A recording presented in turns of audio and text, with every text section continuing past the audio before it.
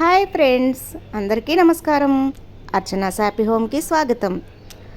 ఈరోజు చాలా తక్కువ పదార్థాలతో చాలా సింపుల్గా చాలా తొందరగా అయ్యే కారంగా అలాగే రుచికరమైన ఉల్లిపాయ పచ్చడిని ఎలా చేయాలో చూపిస్తాను. దానికోసం ముందుగా ఇది అన్నం మరియు చపాతీ, ఇడ్లీ, దోశ వీటికి చాలా బాగుంటుంది టేస్టీగా. ఇంకా ప్రిపేర్ చేద్దామా? స్టవ్ వెలిగించుకొని కడాయి తీసుకున్నాను. ఇప్పుడు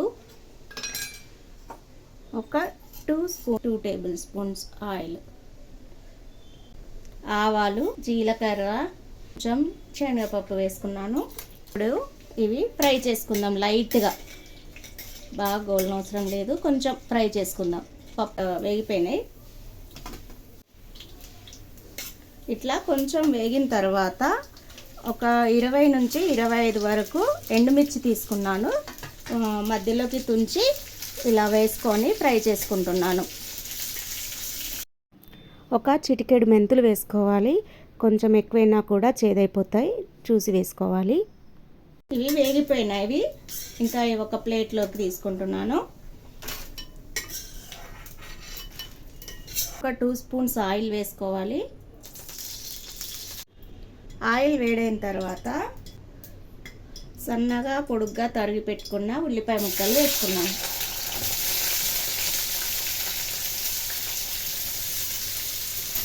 ఒక 4 ఉల్లిపాయలు తీసుకున్నాను. వీటిని సన్నగా తరిగి పెట్టుకున్నాను. వీటిని మంచిగా వేయించుకోవాలి. పచ్చివాసన పోయేంత వరకు వేయించుకోవాలి. ఉల్లిపాయలు త్వరగా వేగాలంటే కొంచెం ఉప్పు వేసుకుందాము, అప్పుడు తొందరగా వేగిపోతాయి. ఉల్లిపాయలు వేయించుకునేటప్పుడే ఒక నిమ్మకాయ సైజ్ అంత చింతపండు కూడా వేసుకున్నాను. ఇలా వేసుకొని మంచిగా ఇది కూడా మంచిగా వేయించుకోవాలి. ఉల్లిపాయలన్నీ వేగిపోయినాయి. ఇంకా స్టవ్ ఆఫ్ చేసేసుకుందాము. స్టవ్ ఆఫ్ చేసి ఇవి చల్లారబెట్టుకుందాం. మంచిగా వేగిపోయినాయి. ఇప్పుడు ఒక మిక్సీ జార్ తీసుకొని ఇప్పుడు వేయించి పెట్టుకున్న ఎండుమిర్చి వేసుకోవాలి. ఫస్ట్ తగినంత ఉప్పు, ఫస్ట్ వీటిని గ్రైండ్ చేసుకుందాం.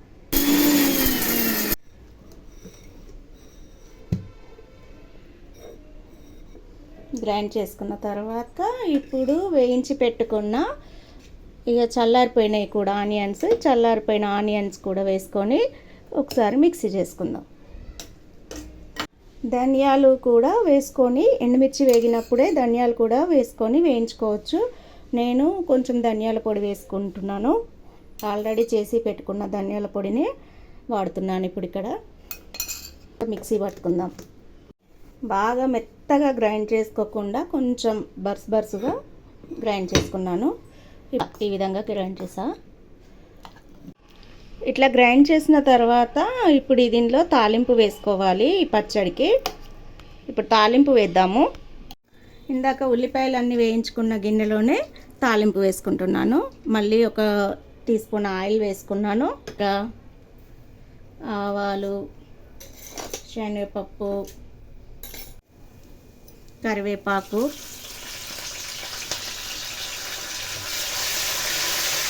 ఇంగువ,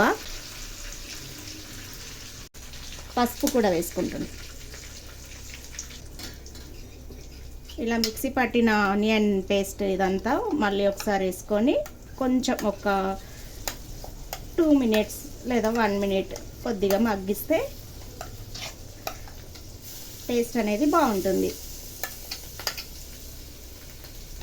ఇది ఆనియన్ పేస్ట్ మనం పట్టుకునేటప్పుడు కొంచెం వాటర్ వేసుకున్నా బాగానే ఉంటుంది.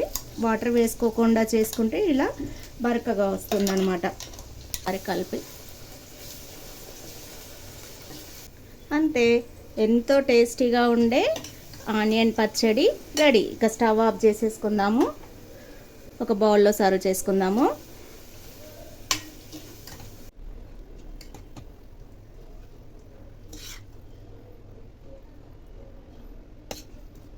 ఈ పచ్చడి అన్నంలోకి కానీ, ఇడ్లీ, దోశ, పెసరట్టు ఇట్లాంటి టిఫిన్లకు కూడా చాలా బాగుంటుంది, మంచి టేస్టీగా ఉంటుంది. అట్లనే ఈ పచ్చడి కూడా మనకి 4 to 5 డేస్ ఫ్రిడ్జ్లో పెట్టకుండానే నిల్వ ఉంటుంది.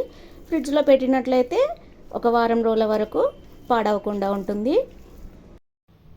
ఇంకా నేను ఉల్లిపాయ పచ్చడితోటే అన్నం తింటున్నాను, వేడివేడి అన్నము, ఉల్లిపాయ పచ్చడి, నెయ్యి వేసుకొని తింటున్నాను. చాలా అద్భుతంగా ఉంది టేస్ట్.